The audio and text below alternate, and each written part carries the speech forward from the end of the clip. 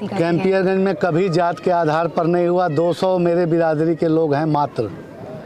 कभी अगर जात की बात होती तो 1 लाख वोट मैं ना पाया हूँ। कैंपियरगंज में तहसील बनी, कैंपियरगंज में 2-2 डिग्री कॉलेज बने, कैंपियरगंज में ग्रामीण पूर्वी उत्तर प्रदेश का सबसे बड़ा ग्रामीण स्टेडियम बना। विधानसभा में 6 से 7 हज़ार नौकरी मेरे पिताजी ने दिया, 500-700 नौकरी मैंने दिया। मेरे जीन में, मेरे ब्लड में है कि नौजवानों को हम क्षेत्र के संपन्न कैसे करें। नमस्कार दर्शकों, हम नागरिक की खास सीरीज़ यूपी की सियासत 2022 देख रहे हैं आप। और इस वक्त मैं हूँ कैंपियरगंज में और मेरे साथ हैं कैंपियरगंज के विधायक फतेह बहादुर सिंह जी।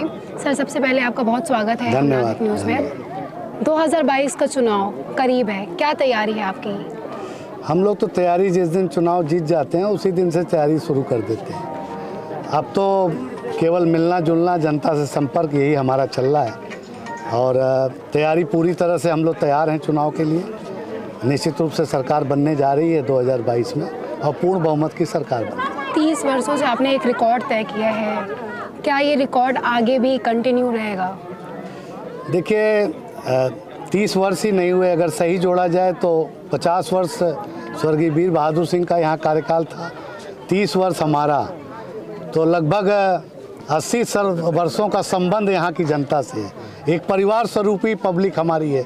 यहाँ कोई राजनीतिक मुकाबला नहीं होता है, ये परिवार में चर्चा होती है, वो लोग मतदान करते हैं, सहयोग करते हैं। विपक्ष कह रहे हैं कि इस बार परिवर्तन होगा कैंपियरगंज विधानसभा सीट पे, क्या इस बार परिवर्तन होगा? स्लोगन से अगर परिवर्तन हो जाए तो फिर बहुत चीज़ें हो जाएं।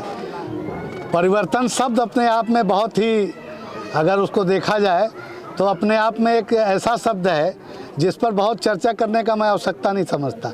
परिवर्तन की स्थिति वहाँ आती है जहाँ काम ना हुआ हो, यहाँ जनता काम देख रही है। लेकिन विपक्ष तो कहती है कि आपने इतने साल से यहाँ पे राज किया लेकिन काम उस तरह से नहीं हुआ जितना हो जाना चाहिए, जितना कैंपियरगंज को डेवलप हो जाना चाहिए था, उस तरह से विकास यहाँ पर नहीं हुआ है। कैंपियरगंज में तहसील बनी, कैंपियरगंज में 2-2 डिग्री कॉलेज बने, कैंपियरगंज में ग्रामीण पूर्वी उत्तर प्रदेश का सबसे बड़ा ग्रामीण स्टेडियम बन रहा है।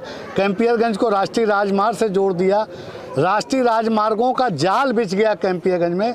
अब विकास इससे ज़्यादा क्या हो सकता है? यहीं आपके बगल में जहां हम लोग बैठे हैं, सोनौरा में राजकीय इंटर कॉलेज वीर बहादुर सिंह का निर्माण चल रहा है। बड़े पैमाने पर शिक्षा के क्षेत्र में हम लोग आगे आए हैं, 2-2 ITI की स्थापना हो रही। तो विकास कार्य तो राजनीतिक व्यक्ति विकास ही कर सकता है, वो मैंने किया है। प्रधानमंत्री नरेंद्र मोदी अभी हाल ही में उन्होंने यूपी में एक रैली की थी जिसमें उन्होंने बताया यूपी प्लस योगी बहुत ही उपयोगी। आपको क्या लगता है कि एक मुख्यमंत्री के तौर पे योगी आदित्यनाथ कितने अपने आप को सफल है? आदरणीय योगी जी को मैं जानता हूं व्यक्तिगत कई वर्षों से। जो व्यक्ति 24 घंटे में 4 घंटे वो सोते हैं, 20 घंटे वो प्रदेश और देश के लिए काम करते हैं। योगी जी की जो राजनीतिक शैली है वो या तो स्वर्गीय वीर बहादुर सिंह में थी या योगी जी में। जिस तरह से प्रशासनिक पकड़ उनके अंदर है, जो क्षमता है कार्य कराने की, एक ज़माने में स्वर्गीय वीर बहादुर सिंह में था, जो आज वर्तमान में योगी जी के अंदर मैं देखता हूँ। और सफल मुख्यमंत्री अगर कभी भविष्य में होंगे तो निश्चित रूप से योगी जी सफल मुख्यमंत्री साबित होंगे। कैंपियरगंज विधानसभा की बात करें तो यहाँ की मुख्य समस्याएं क्या है और किस पे आप काम कर चुके हैं? आज की डेट में हमें रोजगार पे ध्यान देना होगा, नौजवानों के बारे में चिंता करनी है। सर, रोजगार की बात आप कर रहे हैं, कई बार आप इसको लेकर के मुखर भी हुए हैं, रोजगार की बात करते हुए एक बार मंच पे, क्या कोई योगी जी से नाराजगी भी है? होता है राजनीति में कभी कभी कुछ बातों का, हमने जो कहा उस पर मुझे कोई वो जो है ग्लानि नहीं है। मैंने नौजवानों की बात रखी है और मैं आगे भी रखूँगा, मैं उससे पीछे नहीं हट रहा हूँ। मुझे मेरे जीन में है कि मेरे इस विधानसभा में 6 से 7 हज़ार नौकरी मेरे पिताजी ने दिया, 500-700 नौकरी मैंने दिया।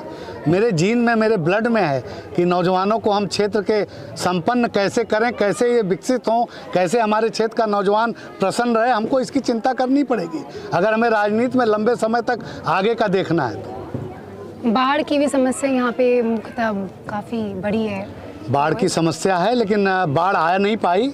आप पिछले 10 वर्षों से देख लीजिए, कहीं किसी क्षेत्र में हाँ अधिक बारिश से खेतों में जलमग्न हो गया लेकिन बाढ़ नहीं आ पाई मेरे विधानसभा। कैंपियरगंज में जातिवाद की राजनीति देखें या कि किस तरह की राजनीति है, विकास की राजनीति हो रही है कि जाति? क्योंकि भाजपा के ऊपर ये आरोप लगता है विपक्ष की ओर से कि वो जाति के आधार पे, धर्म के आधार पे राजनीति करती है। कैंपियरगंज में कभी जात के आधार पर नहीं हुआ। 200 मेरे बिरादरी के लोग हैं मात्र।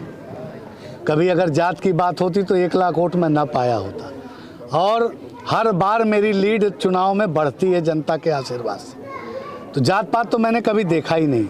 और जहाँ तक बिरादरी की लोग बात करके आते हैं, ऐसे लोग कभी उस बिरादरी के पक्षधर नहीं हो सकते। कुछ लोग आते हैं मौसमी तरह से, जैसे बरसात आई, चुनाव आया, उसके बाद उनका पता ही नहीं चलेगा गांव की जनता का क्या हो रहा है क्या नहीं हो रहा है। आज देखिए यहाँ वैक्सीनेशन ड्राइव भी चल रहा है इसी गांव सभा में। 2 कार्यक्रम हमने यहाँ चालू किए हैं, गरीबों में निःशुल्क कंबल वितरण और वैक्सीनेशन ड्राइव चल रहा है। तो हम तो हर तरह से जनता की चिंता कर रहे हैं और जात पात कभी इस विधानसभा में हावी नहीं होगा। जो लोग जात की राजनीति करेंगे वो निश्चित रूप से समाप्त हो जाएंगे। मैं इतना ही दावे के साथ कह सकता हूँ। अगर इस बार विधानसभा चुनाव में आप जीतते हैं तो आपकी विशेष जो प्रायोरिटी है इस क्षेत्र के विकास में वो क्या होंगी? मेरी मेन प्रायोरिटी, अब विकास बहुत हो गया, अब नौजवानों को रोजगार मेरी प्रायोरिटी है। जो मेरा सपना भी है भविष्य का, मैं चाहता हूँ कि यहाँ का गरीब संपन्न हो, किसान संपन्न हो, गरीब संपन्न हो और नौजवानों को रोजगार मिले जिससे हमारे क्षेत्र का नौजवान संपन्न हो। तमाम ऐसे राजनीतिक अटकलें और कयास लगाए जा रहे हैं कि मुख्यमंत्री योगी आदित्यनाथ गोरखपुर की विधानसभा सीट से चुनाव लड़ सकते हैं। कैंपियरगंज भी गोरखपुर में ही आता है।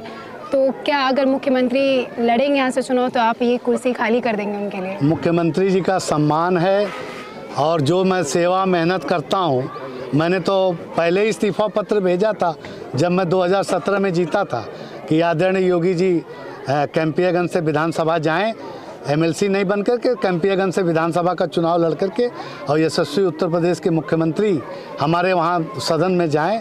मुख्यमंत्री जी की इच्छा होगी तो पूरा स्वागत है, हम हर तरह से उनके लिए समर्पण करने को तैयार हैं। कैंपियरगंज के अलावा कौन सी ऐसी सीट लगती है कि जहाँ से मुख्यमंत्री योगी आदित्यनाथ को चुनाव लड़ना चाहिए? अब इस पर तो मैं राय नहीं दे सकता, ये उनका स्व विवेक है। आपको क्या लगता है कि कहाँ से उन्हें लड़ना चाहिए? मुझे तो ये लगता है कि मुख्यमंत्री जी को गोरखपुर से चुनाव लड़ना चाहिए, शहर से, और पर्चा भर करके पूरे प्रदेश में जाएं, आराम से अपना दौरा करें और सर्टिफिकेट लेकर के हम लोग उनके लिए जीत का लेकर के खड़े रहेंगे उसी कचहरी में। सर, हम नागरिक से बात करने के लिए आपका बहुत बहुत धन्यवाद। धन्यवाद।